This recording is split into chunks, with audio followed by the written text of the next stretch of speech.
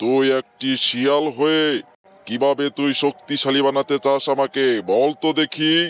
মহারাজ, আপনাকে আমি বিয়ে করতে চাই, আপনি আমার কাছে বিয়ে বসবেন।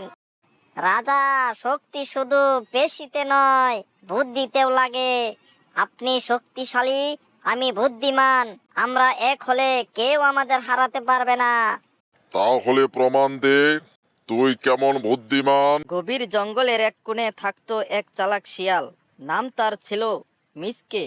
বুদ্ধিতে সে ছিল একেবারে উস্তাদ, কিন্তু মনের ভিতর ছিল অদ্ভুত এক স্বপ্ন। সে নাকি জঙ্গলের সবচেয়ে ভয়ঙ্কর প্রাণী বাঘকে বিয়ে করবে। সবাই শুনে হাসতো, কেউ বিশ্বাসই করতো না। অন্যদিকে সেই জঙ্গলের রাজা ছিল বাঘ। তার নাম ছিল মহাবীর। শক্তি, গর্জন আর ভয়ে পুরো বন কাঁপত। কোনো প্রাণী তার সামনে কথা বলার সাহস পেত না। বাঘের মনে বিয়ে থা নিয়ে কোনো ভাবনাই ছিল না। সে শুধু শিকার আর রাজত্ব নিয়েই ব্যস্ত থাকত। একদিন শিয়াল ভাবল, সরাসরি গেলে তো বাঘ আমাকে এক কামড়ে খেয়ে ফেলবে, কিন্তু বুদ্ধি খাটাতে হবে। পরদিন শিয়াল বাঘের সামনে গিয়ে খুব বিনীতভাবে বলল, হে জঙ্গলের রাজা বাঘ, আমি আপনার জন্য এক অমূল্য উপহার এনেছি। কি উপহার এনেছিস, কি উপহার?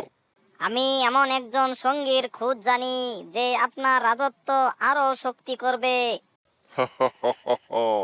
যে নিজেই বনের রাজা তাকে করবে শক্তিশালী? কে সেই ব্যক্তি? মহারাজ, আমি নিজেই। কি, তুই একটি শিয়াল হয়ে কিভাবে তুই শক্তিশালী বানাতে চাস আমাকে বল তো দেখি। মহারাজ, আপনাকে আমি বিয়ে করতে চাই, আপনি আমার কাছে বিয়ে বসবেন। রাজা, শক্তি শুধু পেশিতে নয়, বুদ্ধিতেও লাগে। আপনি শক্তিশালী, আমি বুদ্ধিমান, আমরা এক হলে কেউ আমাদের হারাতে পারবে না। তাহলে প্রমাণ দে, তুই কেমন বুদ্ধিমান। তাহলে শুনেন, 3 দিনের মধ্যে আমি জঙ্গলের সব প্রাণীকে আপনার সামনে মাথা নত করাবো, কোনো লড়াই ছাড়াই। আচ্ছা ঠিক আছে, তাহলে দেখা দেখি কিভাবে সম্ভব। মিসকে চালাকি করে বনের সকল পশুকে ডেকে বলল, বাঘ রেগে গেছে, সে আজ সবাইকে খাবে। সবাই লুকিয়ে পড়ল। দ্বিতীয় দিন বলল, বাঘ তোমাদের দয়া করেছে, তবে তাকে সম্মান দেখাতে হবে। সবাই মাথা নত করল। দ্বিতীয় দিন শিয়াল সবাইকে বাঘের সামনে নিয়ে এলো। কেউ আওয়াজ করলো না, সবাই কাঁপছিল। বাঘ অবাক হয়ে গেল, এক ফোঁটা লড়াই ছাড়াই পুরো জঙ্গল তার সামনে নত। বাঘ বুঝে গেল শিয়াল সত্যিই বুদ্ধিমান।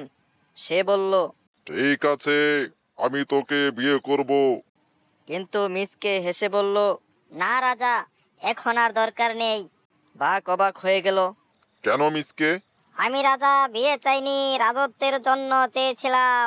আমি চাইছিলাম প্রমাণ করতে, বুদ্ধি থাকলে ছোট হলেও বড় হওয়া যায়। এই কথা শুনে বাঘ লজ্জা পেল। যেদিন থেকে বাঘ শিয়ালকে সম্মান করত, তার জঙ্গলে ছড়িয়ে পড়ল এক কথা, শক্তির চেয়েও বুদ্ধি বড়। ঠিক আছে মিসকে, ঠিক আছে, আমি তোর কথায় একমত। বুঝতে পারলাম শক্তিতেই সবকিছু জয় করা সম্ভব নয়, বুদ্ধিতেও অনেক কিছু জয় করা সম্ভব। জঙ্গলে এরপর থেকে বাঘ ও শিয়াল একসাথে চলতে শুরু করলো।